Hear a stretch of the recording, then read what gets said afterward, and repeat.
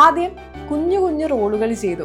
ഇപ്പോൾ നല്ല ക്യാരക്ടർ റോളുകൾ ചെയ്യുന്ന നന്ദിനി ഗോപാലകൃഷ്ണനാണ് നമ്മുടെ ഇന്നത്തെ guest. Welcome ma'am. Thank U. ഏറ്റവും കൂടുതൽ ആളുകൾ ശ്രദ്ധിച്ചത് ആവറേജ് അമ്പിളിയിലെ അമ്മയുടെ റോളാണ്. അതിലെ ഡയലോഗ് നമ്മൾ ഇപ്പോഴും മറ്റേ ഇൻസ്റ്റഗ്രാം ഒക്കെ സെർച്ച് ചെയ്ത് നോക്കുമ്പോൾ അതിലിങ്ങനെ വരും മോട്ടിവേഷണൽ സാധനങ്ങൾ. അപ്പൊ ആദ്യമായിട്ട് സിനിമയിൽ അഭിനയിച്ചത് ആരുടെ കൂടെയാണ്? ദുൽഖറിന്റെ കൂടെയാണ്. അത് പറഞ്ഞ നമ്മുടെ ഇപ്പോഴത്തെ അഭിനയിക്കുന്ന പ്രേംകുമാർ സാറുണ്ടല്ലോ, പ്രേംകുമാർ സാറും ഒരു ഹരികുമാർ സാറും, ഇവർ രണ്ടുപേരുമാണ് ഞങ്ങളെ ഡ്രാമ പഠിപ്പിച്ചിരുന്നത്. പ്രേംകുമാർ സാറിന്റെ ശിഷ്യാണ്. അതെ. ആഗ്രഹിച്ച് ഈ റോള് ഞാൻ ചെയ്യുമെന്ന് വിചാരിച്ച് നഷ്ടപ്പെട്ട എന്തെങ്കിലും റോൾ ഉണ്ടോ? നല്ലൊരു സിനിമ എനിക്ക് അങ്ങനെ മിസ്സായിരുന്നു. ഈ സിനിമയുടെ പേര് പറയുന്നില്ല. എന്നോട് പ്രൊഡക്ഷൻ സൈഡിൽ നിന്ന് എന്നോട് ആദ്യം ഡയറക്ടർ വിളിച്ചു, ഇങ്ങനൊരു സിനിമയുണ്ട്, അതിൽ നായികയുടെ ഒരു അമ്മ ക്യാരക്ടറാണ് നിങ്ങൾക്ക് ഉദ്ദേശിക്കുന്നത്, ബേസിൽ ജോസഫിന്റെ ഒരു സിനിമയാണ്. അപ്പം സിനിമ ഇറങ്ങിയപ്പോ സിനിമ ഇറങ്ങി സൂപ്പർ ഹിറ്റുമായി. ബേസിൽ ജോസഫിന്റെ അമ്മയായിട്ടല്ലോ, അല്ല നായികയുടെ അമ്മയായിട്ട്.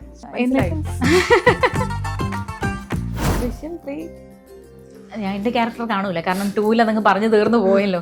നീ ജിത്തു സാർ ഇന്റർവ്യൂ എങ്ങാനും കണ്ടിട്ട് നമുക്ക് ഇവരുടെ ക്യാരക്ടറിനെ ഒന്ന് ഡെവലപ്പ് ചെയ്താലോ എന്ന് തോന്നിയാൽ.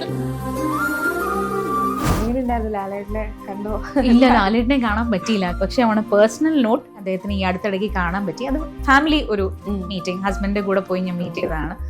അപ്പോൾ അന്ന് തന്നെ നമുക്കിങ്ങനെ എന്താ പറയണേ, ലാലേട്ടൻ ഒരു ചുറ്റുമുള്ള ഒന്നും കാണാൻ പറ്റില്ല എന്ന് പറയണ പോലെ. സ്ഥാനാർത്ഥി ശ്രീകുട്ടൻ സിനിമ ഉണ്ട്, മമ്മൂക്ക അതെ അതെ അതെ അതെ സിനിമ കൊള്ളാം, അടിപൊളിയാണ് എന്ന് പറഞ്ഞു. അതെ അതെ അതെ. ഞങ്ങൾക്കൊക്കെ ഒരു എന്താ പറയാ നാഷണൽ അവാർഡ് കിട്ടിയത് ഒരു പ്രതീതിയാണ്. കാരണം എന്നെ സ്ക്രീനിൽ മമ്മൂക്ക കണ്ടു. റോന്തിലെ ഒരു നമുക്ക് ദേഷ്യപ്പെടുന്ന ഒരു ക്യാരക്ടർ വന്നു. അതെങ്ങനെയായിരുന്നു? ഷാഹി കബീർ ഡയറക്റ്റ് വിളിക്കായിരുന്നോ? എന്തോ ടെക്നിക്കൽ കാരണങ്ങൾ കാരണം അവർ ആദ്യം കാസ്റ്റ് ചെയ്തിരുന്ന ആൾക്ക് എത്തിപ്പെടാൻ പറ്റാതെയോ അങ്ങനെ എന്തോ ടെക്നിക്കൽ ഇഷ്യൂ കാരണം ആണ് എനിക്ക് റോന്തിലെ ക്യാരക്ടർ കിട്ടുന്നത്.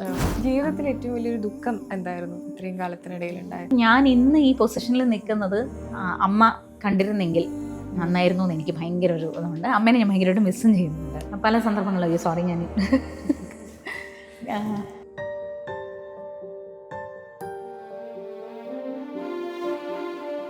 നമസ്കാരം, ഞാൻ സൂര്യ സുജി. സെല്ലുലോയിഡിന്റെ പുതിയ എപ്പിസോഡിലേക്ക് എല്ലാ പ്രേക്ഷകർക്കും സ്വാഗതം. നന്നായി ഒരു കുടുംബജീവിതം ഒരു ഫ്ലോയിൽ ഇങ്ങനെ പോയിക്കൊണ്ടിരിക്കുകയാണ്. ആ സമയത്താണ് ഒട്ടും സ്വപ്നം കാണാത്ത സിനിമ എന്ന മേഖലയിലേക്ക് വരുന്നത്. ആദ്യം കുഞ്ഞു കുഞ്ഞു റോളുകൾ ചെയ്തു. ഇപ്പോൾ നല്ല ക്യാരക്ടർ റോളുകൾ ചെയ്യുന്ന നന്ദിനി ഗോപാലകൃഷ്ണനാണ് നമ്മുടെ ഇന്നത്തെ guest. Welcome ma'am. Thank you. ധീരനിലെ ജലജ എന്ന ക്യാരക്ടർ, ആദ്യം നമുക്ക് ഒരു തേപ്പുകാരി നമ്മുടെ നാട്ടിൽ പണിക്ക് വന്ന ഒരു ബംഗാളിന്റെ കൂടെ ഭർത്താവിനെ ഉപേക്ഷിച്ച് പോന്നു. പക്ഷെ അവസാനം ആയപ്പോൾ ആ ഭർത്താവ് തന്നെ പറയുന്നു, എന്റെ കള്ളുടി കാരണമാണ് നീ പോയത്, ആ ഒരൊറ്റ വിഷമം മാത്രമേ ഉള്ളൂ. അപ്പൊ ആളുകളെ കൊണ്ട് ആദ്യം ചിരിപ്പിച്ച് പിന്നീട് കൈയടിപ്പിച്ച ഒരു റോളാണ്. സ്ത്രീകൾക്ക് വേറൊരു ഇമേജ് കൊടുത്തൊരു റോള്. എങ്ങനെ നോക്കി കാണുന്നു അതിനെ? ജലജ ആക്ച്വലി ഞാൻ ഇതുവരെ ചെയ്ത ക്യാരക്ടേഴ്സിന് ഭയങ്കര വ്യത്യാസമുള്ളൊരു ക്യാരക്ടറാണ്. All thanks to Devan for that. Devan എന്നോട്, എനിക്ക് ഓഡിഷൻ ഉണ്ടായിരുന്നു ആ ക്യാരക്ടറിനാണെങ്കിലും, ഒരു കുട്ടി സാധനമാണെങ്കിൽ പോലും അതിനും ഓഡിഷൻ ചെയ്താണ് എന്നെ സെലക്ട് ചെയ്തത്.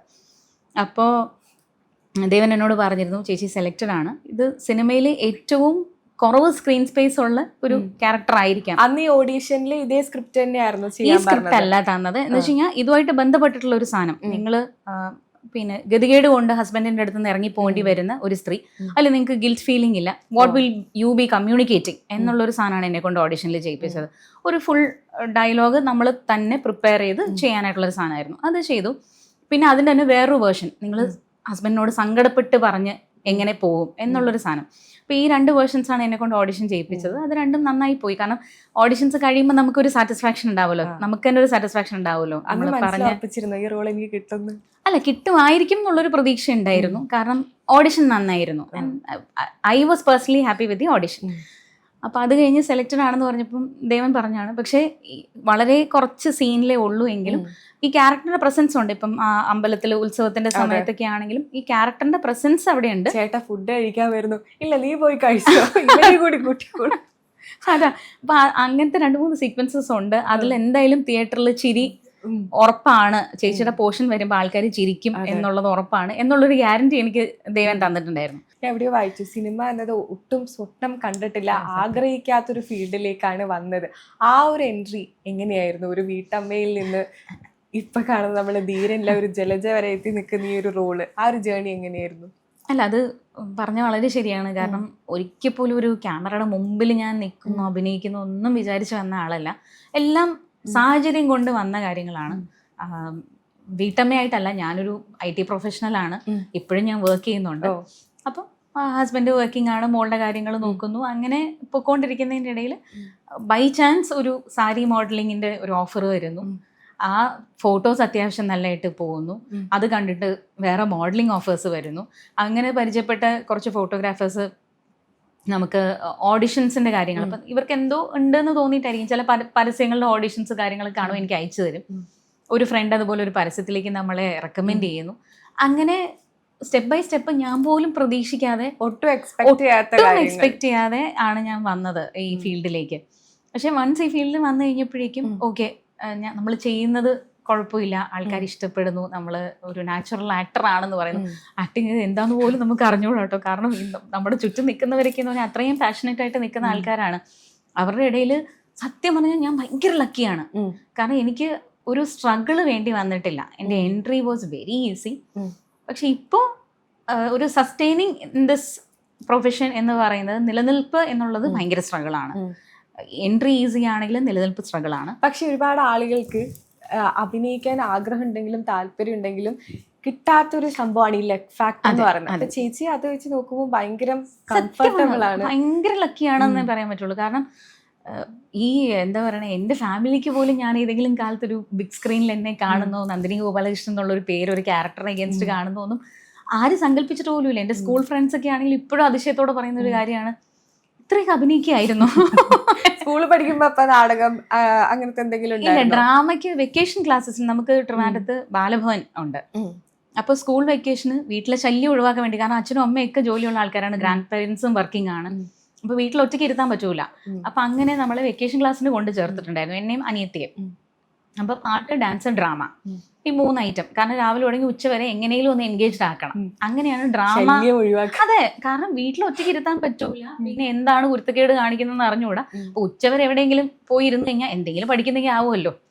അപ്പൊ പാട്ട്, ഡാൻസും ഡ്രാമയുമാണ്. അന്ന് നമ്മുടെ ഇപ്പോഴത്തെ അഭിനയിക്കുന്ന പ്രേംകുമാർ സാർ ഉണ്ടല്ലോ, ജയറാമേട്ടൻ്റെ കൂടെയൊക്കെ അഭിനയിച്ചിരിക്കുന്ന, ഒരിടയ്ക്ക് തമാശ റോളുകളൊക്കെ ചെയ്തിരുന്നത് പ്രേംകുമാർ സാറും ഒരു ഹരികുമാർ സാറും. ഇവർ രണ്ടുപേരുമാണ് ഞങ്ങളെ ഡ്രാമ പഠിപ്പിച്ചിരുന്നത്. പ്രേംകുമാർ സാറിന്റെ ശിഷ്യാണ്. അതെ, തീർച്ചയായിട്ടും. അത് ഞാൻ ഇപ്പോഴും എനിക്ക് ആ സിനിമയിലൊക്കെ വന്നതിന് ശേഷം ഇല്ല സാറിനെ എനിക്ക് ആക്ച്വലി ഒരു ഓഫർ വന്നിട്ടുണ്ടായിരുന്നു ഒരു സിനിമയിൽ അദ്ദേഹത്തിന്റെ വൈഫായിട്ട് അഭിനയിക്കാൻ. അപ്പം ഞാൻ ഇങ്ങനെ സാറിന് സർപ്രൈസ് ചെയ്യണം, ഒരു ബൊക്കെയൊക്കെ ആയിട്ട് പോകണം, അന്ന് അനുഗ്രഹം മേടിക്കണം എന്നൊക്കെ പറഞ്ഞ് ഞാൻ മനസ്സിൽ ഹോൾ പ്ലാൻ ഇട്ടു. പക്ഷെ ആ ഹോൾ സിനിമ തന്നെ അത് പിന്നെ അത് നീണ്ടു പോവാണ് ചെയ്തത്. അപ്പം ഇപ്പോഴും I think it is on hold. അപ്പൊ ആദ്യമായിട്ട് സിനിമയിൽ അഭിനയിച്ചത് ആരുടെ കൂടെയാണ്?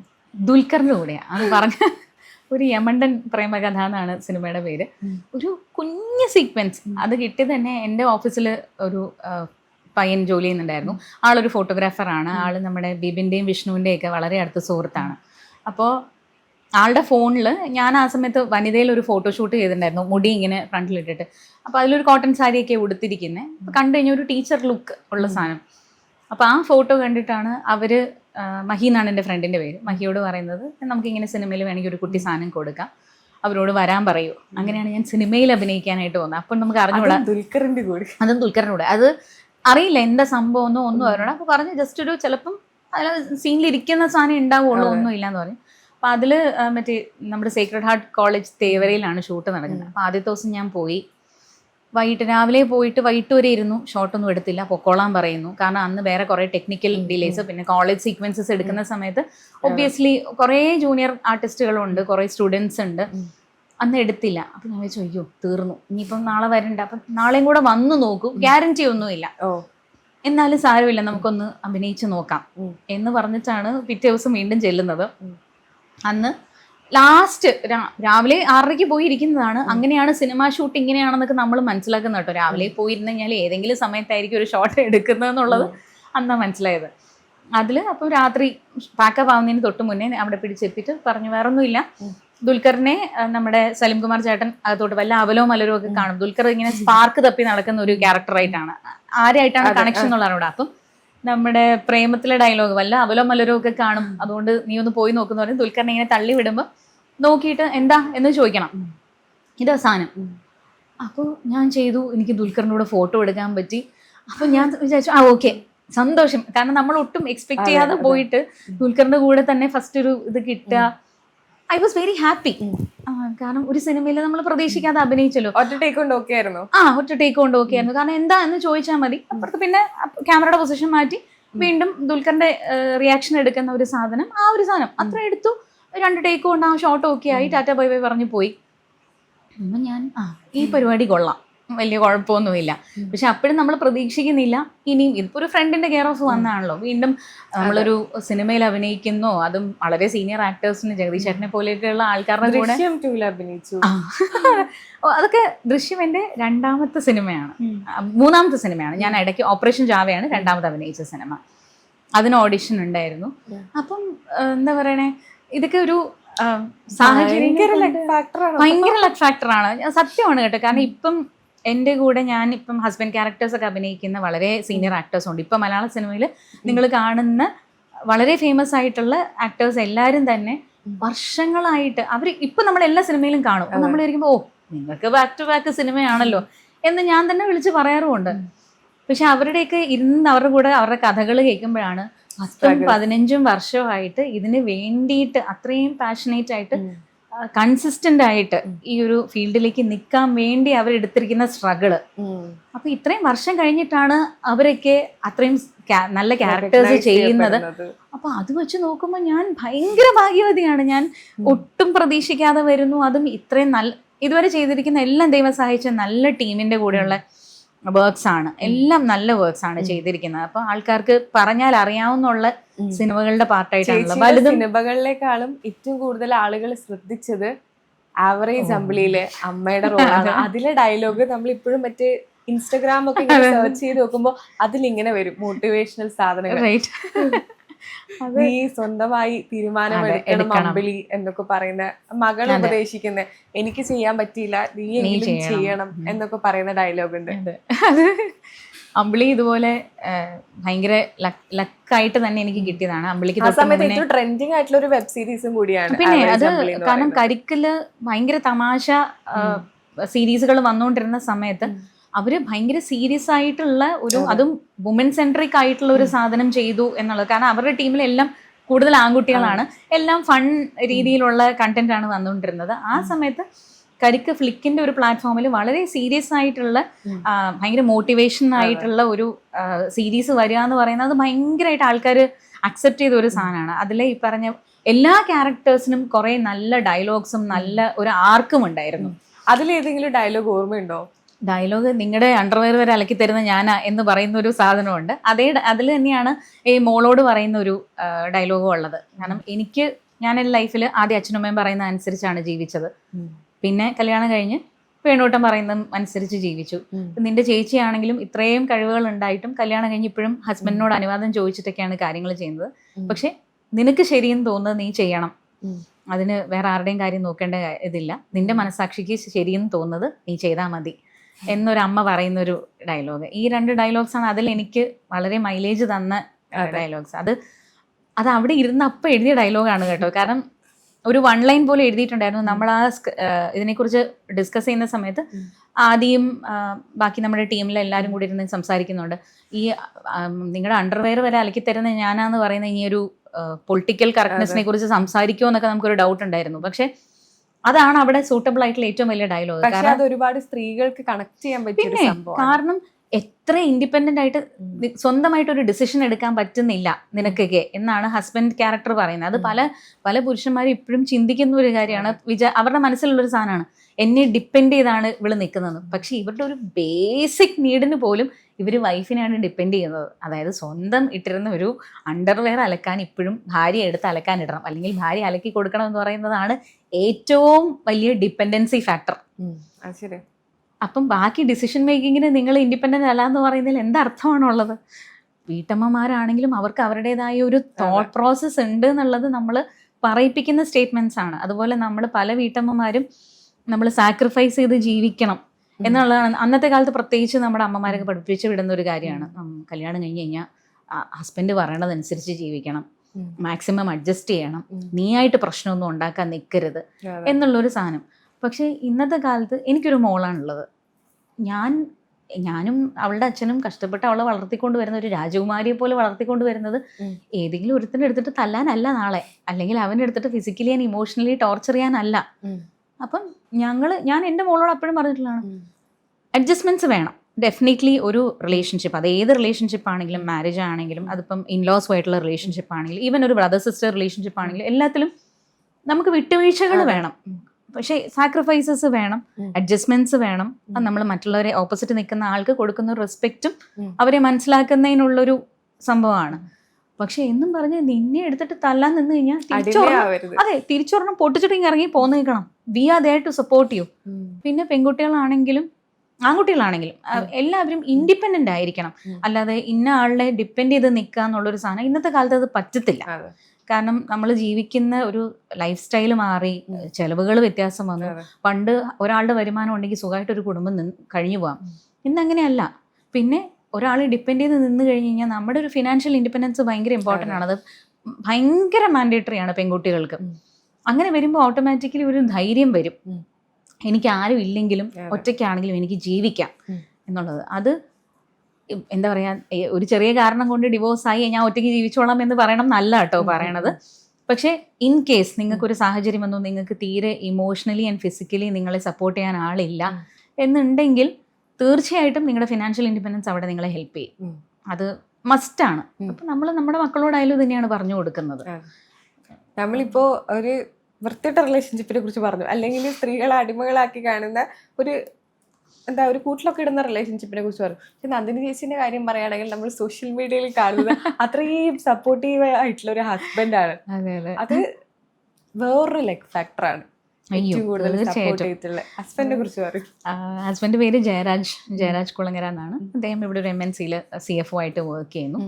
വളരെ ചെറുപ്പത്തിലേ ഉണ്ടായ ഒരു കല്യാണം അല്ലേ? അതെ, എൻ്റെ 21ാമത്തെ വയസ്സിലാണ് കല്യാണം കഴിക്കുന്നത്. 22 വയസ്സായപ്പോഴേക്കും എനിക്ക് മോളായി. അപ്പോഴേക്കും മോളായി കഴിഞ്ഞപ്പോഴേക്കും തന്നെ ഞങ്ങൾ എറണാകുളത്തേക്ക് റീലൊക്കേറ്റ് ചെയ്യേണ്ടി വന്നു. ഞങ്ങൾ ട്രിവാൻഡ്രത്താണ് പഠിച്ചതും വളർന്നതൊക്കെ. ഫാമിലി അല്ല, അറേഞ്ച്ഡ് മാരേജ് ആയിരുന്നു. പക്ക അറേഞ്ച്ഡ് മാരേജ് ആയിരുന്നു. പക്ഷേ ഞങ്ങൾക്ക് അപ്പോഴേക്കും മോളായി കഴിഞ്ഞപ്പോൾ തന്നെ ഞങ്ങൾക്ക് എറണാകുളത്തേക്ക് റീലൊക്കേറ്റ് ചെയ്യേണ്ടി വന്നു, ഹസ്ബൻഡിന് ഇവിടെ ജോലിയായിട്ട്. അപ്പോൾ തുടങ്ങി പറഞ്ഞാൽ ഞാനും മോളും ഒറ്റയ്ക്കാണ്. അതുകൊണ്ട് ആളും അന്നേ ഭയങ്കര സപ്പോർട്ടീവാണ്, ഭയങ്കര കെയറിങ് ആയിട്ടുള്ളൊരു, ഭയങ്കര അണ്ടർസ്റ്റാൻഡിങ് ആയിട്ടുള്ളൊരു ഹസ്ബൻഡാണ് എനിക്കുള്ളത്.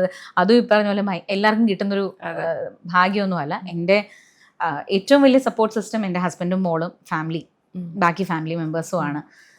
അപ്പോൾ എന്താ പറയണേ, ഇപ്പോഴും അതേ ആൾ എൻ്റെ കൂടെ ഇപ്പോൾ റീലൊക്കെ ചെയ്യും. അത് ആൾക്ക് അങ്ങനെ ഭയങ്കര ഇൻട്രസ്റ്റ് ഉള്ള സാധനമൊന്നും അല്ല. പക്ഷെ എല്ലാത്തിനും ഇപ്പൊ കൂടെ നിൽക്കും, എല്ലാത്തിനും ആള് കൂടെ ഉണ്ട്. പണ്ട് അതിനുള്ള സമയം കിട്ടൂലായിരുന്നു. ഇപ്പം എന്താ വെച്ച് കഴിഞ്ഞാൽ അതിനുള്ള സമയം നമ്മൾ കണ്ടെത്തുന്നു. നമ്മൾ ഒരുമിച്ച് ഒരു റീലാണെങ്കിലും ചെയ്യുമ്പോൾ നമുക്കൊരു ഞങ്ങളുടെ ഒരു പേഴ്സണൽ ഹാപ്പിനെസ്.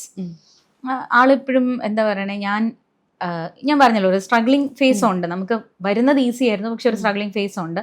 അത് എത്രത്തോളം ഡിഫിക്കൽട്ടാണ് ചേച്ചി? അതായത് എൻട്രി ഭയങ്കര ഈസി ആയിരുന്നു എന്ന് പറഞ്ഞു, പക്ഷെ ഇപ്പോൾ ബാക്ക് ടു ബാക്ക് നല്ല സിനിമാസ് ഉണ്ട്, ആഡ്സ് ഉണ്ട്, ഒക്കെ ഉണ്ട്, ലൈഫ് ബിസിയാണ്. പക്ഷെ ആ ഒരു നിലനിൽപ്പിന്റെ നേരത്തെ പ്രശ്നം പറഞ്ഞു, കഷ്ടപ്പാടാണ് നിലനിൽക്കാൻ. എത്രത്തോളം കഷ്ടപ്പാടുണ്ട്? കഷ്ടപ്പാട് ഇൻ ദ സെൻസ്, നമുക്ക് സിനിമ ഭയങ്കര അൺപ്രഡിക്റ്റബിൾ ആണ്. നമുക്ക് ഒരു റോൾ ഉണ്ടെന്ന് പറഞ്ഞ് വിളിച്ച് നമ്മളോട് ഡേറ്റ് വരെ പറഞ്ഞിട്ട് മാറിപ്പോയ സിനിമകളുണ്ട്. മാറിപ്പോയ സിനിമകളിൽ നിന്ന് പോയതല്ല, പക്ഷെ പല പല സാഹചര്യങ്ങൾ കൊണ്ട് പ്രൊഡക്ഷൻ സൈഡിൽ നിന്നോ ഡയറക്ഷൻ സൈഡിൽ നിന്നോ അവർക്ക് വേണ്ടപ്പെട്ട ആൾക്കാരെ പ്ലേസ് ചെയ്യാൻ വേണ്ടിയിട്ടുള്ള. അപ്പോൾ നമ്മൾ അങ്ങനെ ഏതെങ്കിലും ആഗ്രഹിച്ച് ഈ റോള് ഞാൻ ചെയ്യുമെന്ന് വിചാരിച്ച് നഷ്ടപ്പെട്ട എന്തെങ്കിലും റോൾ ഉണ്ടോ? കുറേ റോൾസ് ഉണ്ട്, പക്ഷെ അതിപ്പോൾ പറഞ്ഞു കഴിഞ്ഞാൽ ചിലപ്പോൾ നാളെ വലിയ വിവാദമൊക്കെ ആവും. കുറേ റോൾസ് ഉണ്ട്.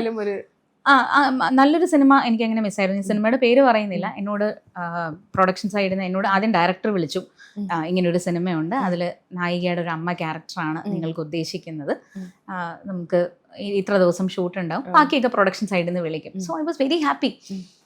കാരണം അത്രയും നല്ലൊരു പ്രൊഡക്ഷൻ്റെ സിനിമയാണ്, അത്രയും നല്ലൊരു കഥയാണ്, ബേസിക് ഒരു സ്റ്റോറി എന്നോട് പറഞ്ഞിട്ടുണ്ടായിരുന്നു. അതിൽ നായകൻ ബേസിൽ ജോസഫിൻ്റെ ഒരു സിനിമയാണ്. അപ്പം സിനിമ ഇറങ്ങി സൂപ്പർ ഹിറ്റ് ആയി. അപ്പൊ അതുകൊണ്ട് അപ്പൊ എനിക്ക് സങ്കടം കൂടുകയും ചെയ്തു. അയ്യോ ഇത് ഞാനായിരുന്നെങ്കിൽ എന്ന് ഞാൻ ഓരോ ജോസഫിന്റെ അമ്മയായിട്ടല്ലോ, നായികയുടെ അമ്മയായിട്ട്. എന്നിട്ട് അതാ ഞാൻ പറഞ്ഞ സിനിമയുടെ പേര് ഞാൻ പറയുന്നില്ല, ഞാൻ വേണമെങ്കിൽ ക്ലൂസ് ഇട്ട് തരാം. അപ്പോൾ അതിൽ നല്ലൊരു ക്യാരക്ടറായിരുന്നു. അപ്പം അത് കഴിഞ്ഞ് പ്രൊഡക്ഷൻ കൺട്രോളർ വിളിക്കുന്നു, പേയ്മെൻറ്റ് എങ്ങനെയാണെന്ന് ചോദിക്കുന്നു, പേയ്മെൻറ്റിൻ്റെ കാര്യങ്ങൾ സംസാരിക്കുന്നു. ഒരു 8 to 11 days ഷൂട്ട് പറയുന്നു. അപ്പം ഞാൻ ഓഫീസിലാണെങ്കിലും എനിക്ക് ഓഫീസിലും ഭയങ്കര സപ്പോർട്ടുണ്ട്. അപ്പം ഇത്ര ദിവസം ഞാൻ ചിലപ്പോൾ ഉണ്ടാവില്ല എന്നുള്ള കാര്യം പറയുന്നു. പക്ഷേ വർക്ക് ഫ്രം ഹോമിനുള്ള ഓപ്ഷൻസും കാര്യങ്ങളൊക്കെ അവർ ചെയ്തു തരുമെന്ന് പറയുന്നുണ്ട്. അതെല്ലാം കഴിഞ്ഞ് കോസ്റ്റ്യൂമർക്ക് നമ്പർ കൊടുക്കുന്നു, കോസ്റ്റ്യൂമിൽ നിന്ന് എനിക്ക് വിളി വരുന്നു, മെഷർമെൻറ്റ്സ് അയച്ചു കൊടുക്കുന്നു. ഇതെല്ലാം കഴിഞ്ഞ് വൈകിട്ടായപ്പോഴേക്കും എനിക്ക് ഒരു സന്ധ്യയായപ്പോഴേക്കും അവിടുന്ന് പ്രൊഡക്ഷൻ അസിസ്റ്റൻറ്റ് വിളിച്ചിട്ട് പറയാണ്, ചേച്ചി ചെറിയൊരു പ്രശ്നമുണ്ട്. ഈ പ്രൊഡക്ഷൻ സൈഡിൽ നിന്ന് നമ്മളോട് പറഞ്ഞു ചേച്ചിക്ക് അമ്മ ആവാൻ ആ ലുക്ക് ഓക്കെ ആവില്ല, കുറച്ചുകൂടെ ഏജ് ഉള്ള ഒരാളെ പ്ലേസ് ചെയ്യണം. അപ്പം ചേച്ചി അപ്പം അയച്ചു കൊടുക്കണ്ടേ? ഞാൻ എന്തോ ഒരു അമ്മ അല്ല സത്യമായിട്ട് ഞാൻ അയച്ചു കൊടുത്തു. കാരണം അതിന് കൈയടി നേടിയ അമ്മയാണ്. അല്ല, പക്ഷെ അതിലേക്ക് എന്ന് പറഞ്ഞാൽ ആദ്യത്തിന് ഒരിക്കലും എനിക്ക് തലയിൽ നര പിടിപ്പിച്ചിട്ടല്ല. കാരണം ആദ്യത്തിന്റെ കൺസെപ്റ്റിലാണെങ്കിലും ചെറുപ്പത്തിൽ കല്യാണം കഴിഞ്ഞ് 3 മക്കളുടെ അമ്മയാകുമ്പോഴും അമ്മ ചെറുപ്പമായിരിക്കും. അങ്ങനെ ഒരു ഫാക്ടർ ഉണ്ട്. ഇപ്പം ഞാനും അങ്ങനെയാണ്. I am 44. എൻ്റെ മോൾക്ക് ഇപ്പം അടുത്ത മാസം 22 വയസ്സാണ് ആവുന്നത്. പക്ഷെ we are young looking just because നമ്മൾ നേരത്തെ കല്യാണം കഴിഞ്ഞു. ആദ്യത്തെ ആ ഒരു ഇയറിൽ തന്നെ നമുക്ക് കുട്ടിയായി എന്നൊക്കെ, ചെറുപ്പത്തിൽ തന്നെ കുട്ടിയായി എന്നുള്ളത് കൊണ്ടാണ് നമ്മളിപ്പോഴും ഇത്രയും വലിയ കുട്ടിയുടെ അമ്മയായിട്ട് തോന്നാത്തത്. അത് ആ ഒരു ഫാക്ടർ അക്സെപ്റ്റ് ചെയ്യുന്ന ഡയറക്ടേഴ്സ് വളരെ കുറവാണ്. പക്ഷെ ഇപ്പം മലയാള സിനിമയിൽ അമ്മ എന്ന് പറഞ്ഞാൽ ഈ ഒരു പെർട്ടിക്കുലർ രൂപഘടനയുള്ള ആളായിരിക്കണം എന്നുള്ള തോട്ട് വരുന്ന സിനിമകളിൽ ഇതുപോലെ എനിക്ക് നല്ല പണി കിട്ടിയിട്ടുണ്ട്. അപ്പം പ്രൊഡക്ഷൻ സൈഡിൽ നിന്ന് പറഞ്ഞു, അയ്യോ ഇവർക്ക് അമ്മ ലുക്ക് പറ്റില്ല, ഇവരെ മേക്കപ്പ് ചെയ്യിപ്പിച്ചതാണെന്ന് മനസ്സിലാവും. അത് ടോട്ടലി അണ്ടർസ്റ്റാൻഡബിൾ ആയിട്ടുള്ള ഒരു ഫാക്ടറാണ്. കാരണം അവരുടെ സൈഡിൽ നിന്ന് ചിന്തിക്കുമ്പോൾ നമുക്ക് പ്രായമുള്ള ആൾക്കാരുണ്ട്. അപ്പൊ എന്തിന് നമ്മൾ ഒരാളെ വേഷം ഇങ്ങനെ ഇതുപോലെ നിറയൊക്കെ ഇടിപ്പിച്ച് അമ്മയാക്കിപ്പിക്കണം എന്നുള്ളൊരു സാധനമുണ്ട്. അപ്പൊ എനിക്ക് ഭയങ്കര വിഷമമായിരുന്നു. എന്നിട്ട് അവർ പറഞ്ഞു, ഇതിൽ ചെറിയൊരു സാധനം ഉണ്ട്, ഒരു ദിവസത്തെ ഷൂട്ടേ ഉള്ളൂ. അപ്പോഴും ഞാൻ ചോദിക്കുന്നുണ്ട്, എനിക്ക് ചെറിയ ക്യാരക്ടേഴ്സ് ചെയ്യാനും ഇഷ്ടമാണ് കേട്ടോ. നല്ല സിനിമകളിൽ ഇപ്പം ധീരൻ ചെയ്തതുപോലെ അല്ലെങ്കിൽ റോന്തിലെ ക്യാരക്ടർ ചെയ്തതുപോലെ ചെറിയ സ്ക്രീൻ സ്പേസ് ആണെങ്കിലും നമുക്ക് പെർഫോം ചെയ്യാനുള്ള സാധനങ്ങളാണെങ്കിൽ ഞാൻ സന്തോഷമായിട്ട് പോയി ചെയ്യും. അപ്പോൾ അത് ചോദിച്ചപ്പോൾ അതിൽ പ്രത്യേകിച്ച് ഒന്നും ചെയ്യാനില്ല. ഒരു ഹോസ്റ്റൽ സീക്വൻസിൽ ഉള്ള ഒരു സാധനമാണ്. അപ്പോൾ ഞാൻ പറഞ്ഞു ഞാൻ ചെയ്യുന്നില്ല, എനിക്ക് അത്രയും ദൂരം വന്ന് ഇത് ചെയ്യാൻ. കാരണം നമുക്ക് അത്രയും സങ്കടം ഉള്ളിൽ നോക്കിയിട്ടാണ് പറയുന്നത്. പിന്നെ ആ സിനിമ ഹിറ്റായപ്പോഴും ഞാൻ ഇങ്ങനെ ഇരുന്ന് സങ്കടപ്പെടാം.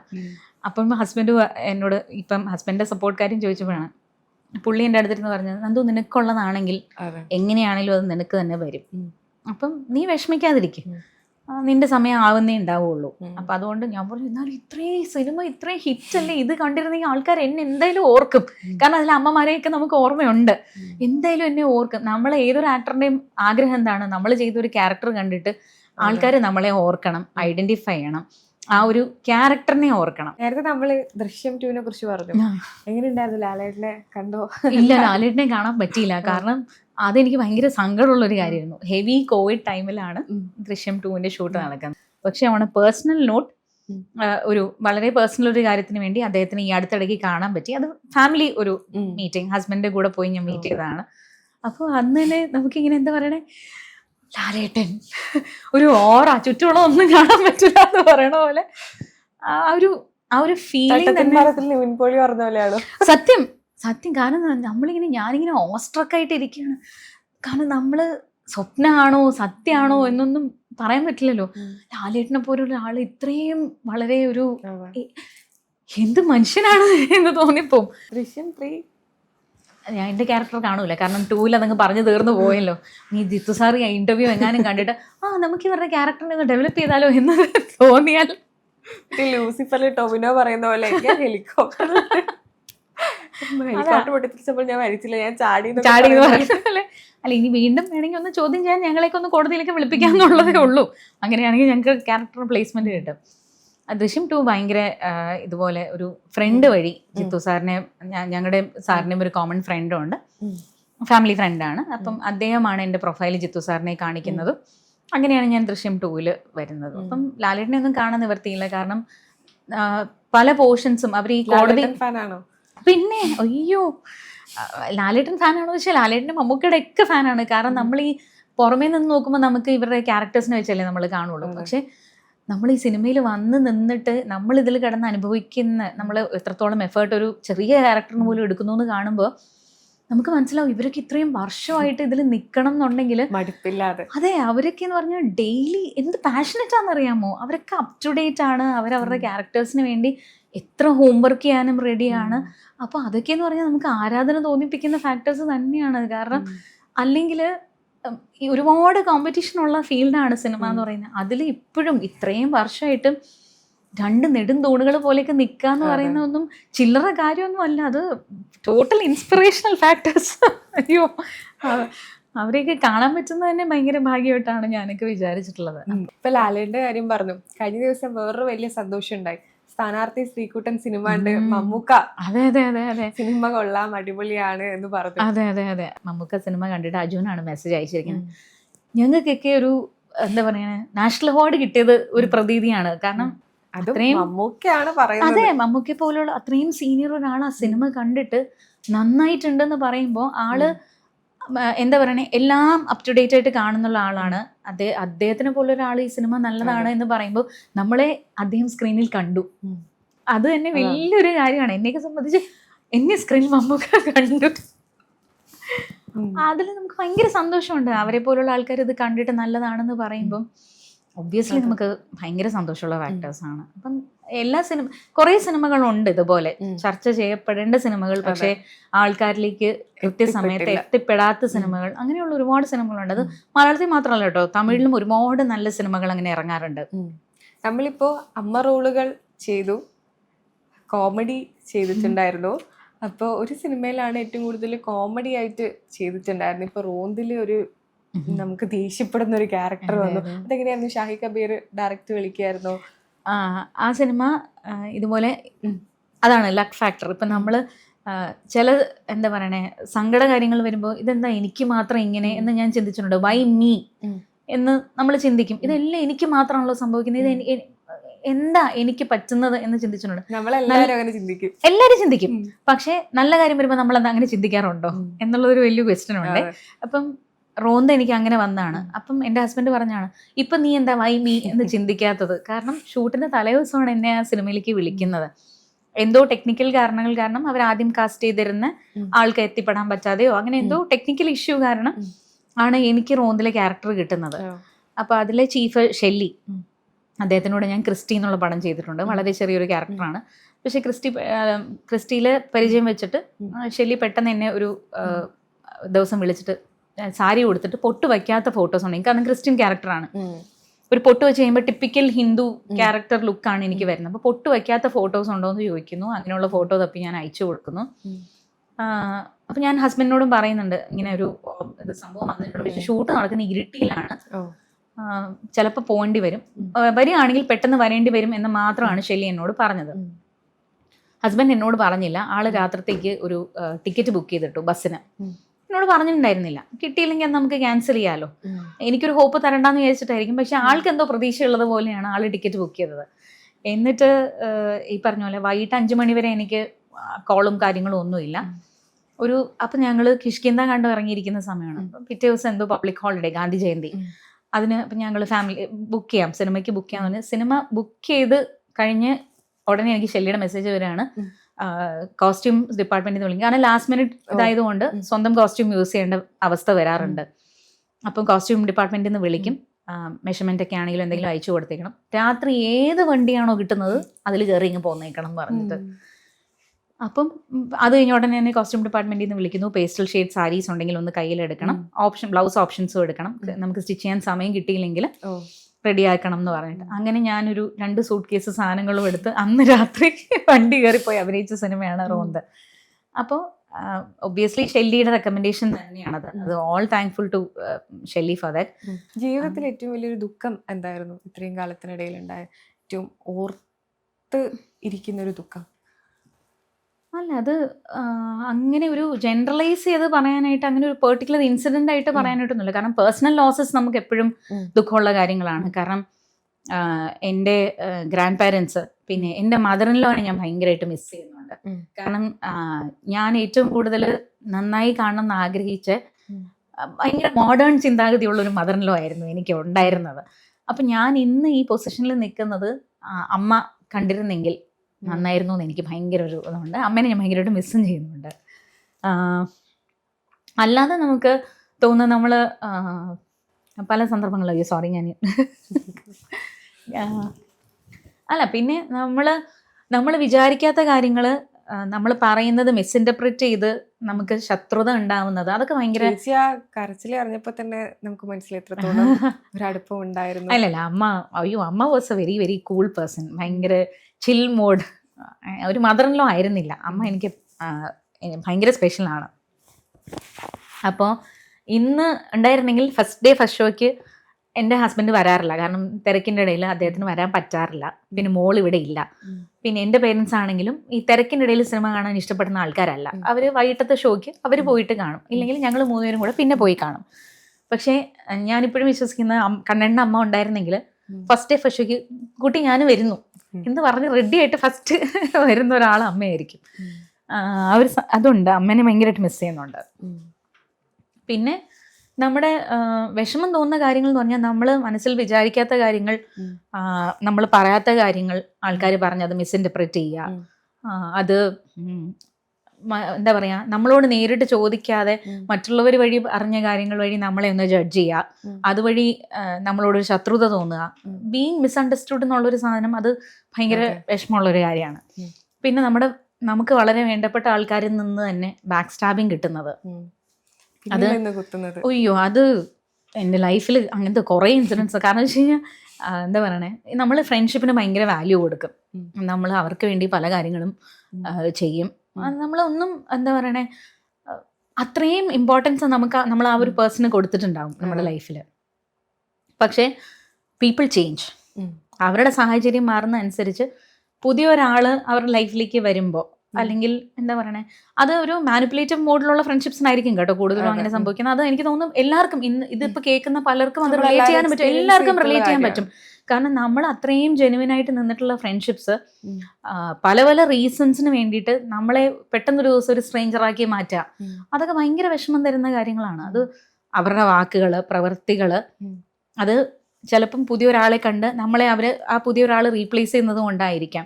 പിന്നെ ചിലരുടെ വാക്കുകൾ നമ്മളെ ഭയങ്കരമായിട്ട് ഹേർട്ട് ചെയ്യുന്ന സാധനങ്ങളുണ്ട്, ചിലരുടെ പ്രവൃത്തികൾ ഹേർട്ട് ചെയ്യുന്ന സാധനങ്ങളുണ്ട്. അത് എനിക്ക് മാത്രമല്ല, ഇതിപ്പം കണ്ടുകൊണ്ടിരിക്കുന്ന എല്ലാവർക്കും ഇതുപോലുള്ള അനുഭവങ്ങൾ ലൈഫിൽ ഉണ്ടായിട്ടുണ്ട്. അത് പക്ഷെ നമുക്ക് ആരെയും കുറ്റപ്പെടുത്താനല്ല കേട്ടോ, അവരുടെ സാഹചര്യങ്ങൾ കൊണ്ടായിരിക്കാം.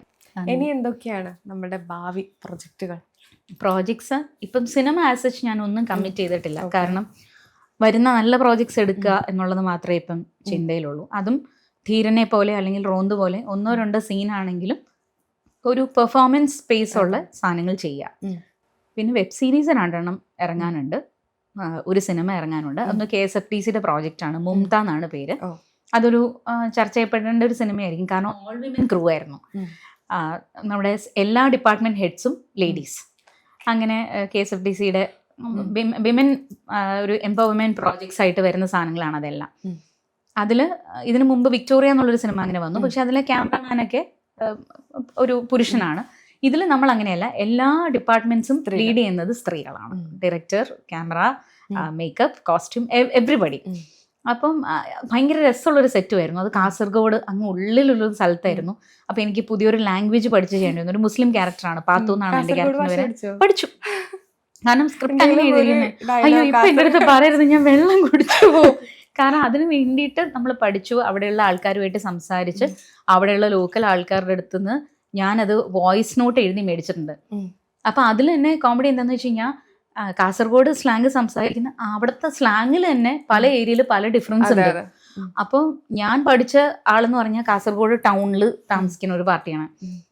അവർ പറയണ രീതിയിലല്ല എനിക്ക് ഡയറക്ടർ വോയിസ് നോട്ട് അയച്ചിരിക്കുന്നത്. ഇത് രണ്ടും ഭയങ്കര വ്യത്യാസമാണ്. അപ്പം ഞാൻ കുറച്ച് വെള്ളം കുടിച്ചായിരുന്നു, പക്ഷേ അതൊരു നല്ല ലേണിംഗ് എക്സ്പീരിയൻസ് ആയിരുന്നു. ആ ഒരു ടെറൈനിൽ നമ്മൾ പോയി നിൽക്കുക, നല്ല ചൂടാണ്, ഒരു കുന്നിൻ്റെ പുറത്താണ് ഷൂട്ട്, വേറെ മരങ്ങളൊന്നുമില്ല, 2 വീട് മാത്രമേ ഉള്ളൂ. പിന്നെ ആടിനെയൊക്കെ പിടിച്ചുകൊണ്ട് പോകണം. ടിപ്പിക്കൽ ഒരു നാടൻ, ലിറ്ററലി നാടൻ ഒരു ക്യാരക്ടർ, മുസ്ലിം ക്യാരക്ടർ. പക്ഷെ രസമുള്ളൊരു ഷൂട്ടായിരുന്നു. അപ്പം അത് റിലീസിനുണ്ട്, ഡബൊക്കെ കഴിഞ്ഞിരിക്കുകയാണ്, അതിൻ്റെ ബാക്കി വർക്ക്സ് നടക്കുന്നേ ഉള്ളൂ. പിന്നെ 2 വെബ് സീരീസ് ആണ് ഇനി ഇറങ്ങാനുള്ളത്. ഒന്ന് മിഥുൻ മാനുവൽ സാറിൻ്റെ അണലി എന്നുള്ള സീരീസ്. അതിൽ വളരെ ചെറിയൊരു ക്യാരക്ടറാണ്, ഒരു കന്യാസ്ത്രീയുടെ വേഷമാണ് ഞാൻ ചെയ്തിരിക്കുന്നത്, ഒരു സ്കൂൾ പ്രിൻസിപ്പൽ. നന്ദിനി ചേച്ചിനെ നമ്മൾ നോക്കുകയാണെങ്കിൽ കുറേ നല്ല സിനിമകളിൽ അഭിനയിച്ചു. നേരത്തെ പറഞ്ഞ പോലെ തന്നെ നമുക്ക് മനസ്സിലെടുക്കാൻ പറ്റുന്ന ചെറിയ കഥാപാത്രങ്ങളാണെങ്കിൽ കൂടി നമുക്ക് ചിരിപ്പിക്കാനും ചിന്തിപ്പിക്കാനും എനിക്ക് തോന്നുന്നു എല്ലാത്തിലും ഒരു സ്ത്രീ, പക്ഷെ ഒരു ബോൾഡ് സ്ത്രീ കഥാപാത്രങ്ങളെ അഭിനയിക്കാൻ പറ്റി. ഇനിയും അത്തരത്തിൽ നല്ല സിനിമകൾ ഉണ്ടാവട്ടെ, നല്ല പെർഫോമൻസ് ചെയ്യാൻ പറ്റിയ സിനിമകളുടെ ഭാഗമാകാൻ പറ്റട്ടെ. നേരത്തെ നമ്മുടെ അടുത്ത് പറഞ്ഞു നമുക്ക് വൈൻഡ് അപ്പ് സെഷനിൽ ഒരു പാട്ട് പാടാം. എൻ്റെ അമ്മേ, നമുക്ക് ആ ഒരു പാട്ടിലൂടെ നമുക്ക് അവസാനിപ്പിക്കാം. പാട്ടൊക്കെ ഈ പറഞ്ഞ പോലെ പണ്ടുണ്ടായിരുന്നതാണ്. ഇപ്പൊ പാടും ഞങ്ങളുടെ റോട്ടറി സർക്കിളിലെ ഫംഗ്ഷൻസിനൊക്കെ. ചുമ്മാ നമ്മുടെ ഇന്റർ റോട്ടറി കോമ്പറ്റീഷൻസ് ഒക്കെ വരും. അപ്പൊ അതൊക്കെ ഭയങ്കര രസമാണ്. അതിന്റെ പ്രാക്ടീസ് സെഷൻസ് ഒക്കെ ഭയങ്കര രസമാണ്. നമുക്ക് എല്ലാവരും കൂടെ കൂടാനൊക്കെ പറ്റുന്ന ഒരു അവസരമാണല്ലോ. അതുകൊണ്ടാണ് ചാടി പുറപ്പെട്ട എല്ലാ റോട്ടറി കോമ്പറ്റീഷനൊക്കെ ഇപ്പോഴും പങ്കെടുക്കുന്നത്. പക്ഷേ ഗ്രൂപ്പ് ഐറ്റംസിൽ ഞാൻ പോയി പങ്കെടുക്കാറുള്ളൂ. ഒറ്റയ്ക്ക് പാടാനുള്ള ധൈര്യം എനിക്ക് ഇപ്പോഴും ഇല്ല. എന്നാലും ഒരു 2 ലൈൻ നമുക്ക് പാടി വൈൻഡ് അപ്പ് ചെയ്യാം.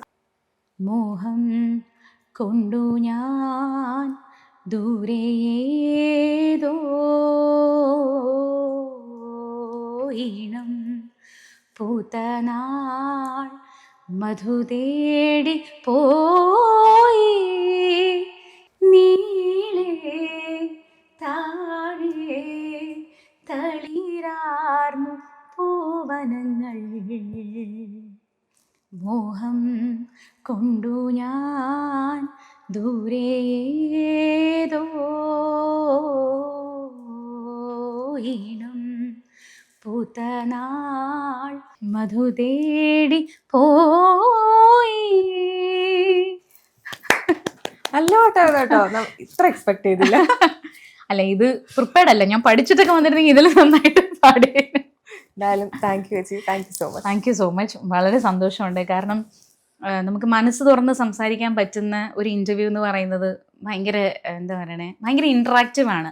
നമുക്ക് പറയാനുള്ളത് കേൾക്കുക, കൂടുതൽ നമ്മൾ സംസാരിക്കുന്നതിനിടയിൽ കയറി ഇൻ്റർഫിയർ ചെയ്ത് അത് സ്റ്റോപ്പ് ചെയ്ത് സംസാരിക്കാതിരിക്കുക എന്നൊക്കെ പറയുന്നത് അതൊരു ഭയങ്കര സന്തോഷമുള്ള ഇൻ്റർവ്യൂസ് ആണ്. അത് എനിക്കൊരു ഇൻ്റർവ്യൂ ആയിട്ടല്ല കേട്ടോ, ഇത് നല്ലൊരു കോൺവെർസേഷൻ ആയിട്ടാണ് ഫീൽ ചെയ്തത്. And thank you so much for that. വലിയ സന്തോഷം. Thank you.